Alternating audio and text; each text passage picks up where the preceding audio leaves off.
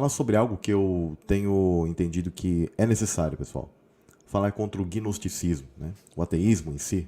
Eu fui um ateu também, durante certo tempo, né, da minha vida. E graças ao Pai, né, ele sempre faz com que a gente chegue ao conhecimento verdadeiro. Na verdade, não é nem só questão disso, né, é uma questão de humildade, né? Todo ateu, ele é uma pessoa orgulhosa, onde ele literalmente é o seguinte: o ateu é uma pessoa que ela tem o conhecimento lógico geral das coisas. Geralmente o ateu ele não é uma pessoa burra. Ele tem um certo nível de informações gerais daquilo que nós estamos fadados como limitação humana de conhecimento, né? Que às vezes ele acha que o conhecimento que ele tem é suficiente para mostrar que Deus poderia não existir ou coisas do tipo, né?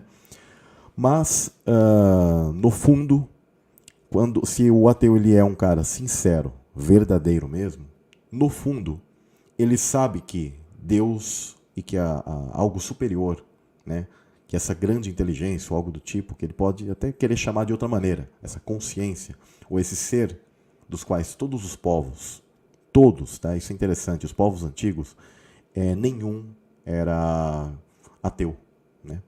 Todos conheciam essa questão, né, que Deus ele é real e existente.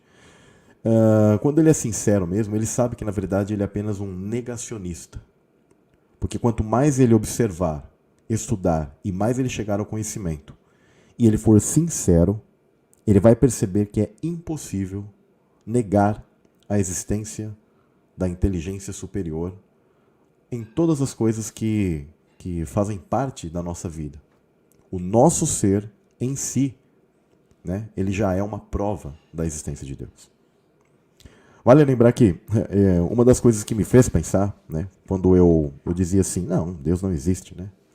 Eu ainda era jovem, mas já tinha minhas informações, tinha nascido num lar cristão, inclusive, né? Porque às vezes a pessoa pode falar assim, você talvez foi ateu porque você nasceu num tipo de lar que não tinha nenhuma informação religiosa e tal, e isso faz diferença. Na verdade, todo ser ele tem um tipo de autoconsciência sobre essa questão maior, né? E eu começava a observar as coisas, né? Observar e falar assim, não, Deus ele não existe, principalmente pela questão da ideia da existência de mal, né?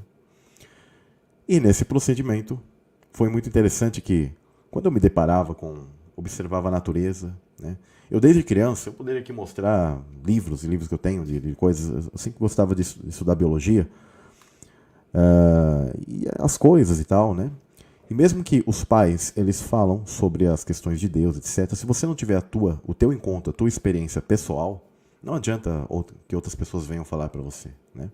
Mas a gente tem que ser humilde, sim, a ponto de que, quando eu olhava para as coisas, eu falava assim, não tem como, né? Quando você estuda biologia, é uma questão de variáveis matemáticas, pessoal. Literalmente, a existência da vida. E a como o homem hoje ele colocou vários tipos de teorias, desde a questão heliocêntrica, da questão de evolução, questões de datações, e teorias e teorias e teorias que eles vão colocando e vão tentando formular. Todas vão chegar em um determinado ponto que elas não são possíveis conceber, não são mesmo, tá?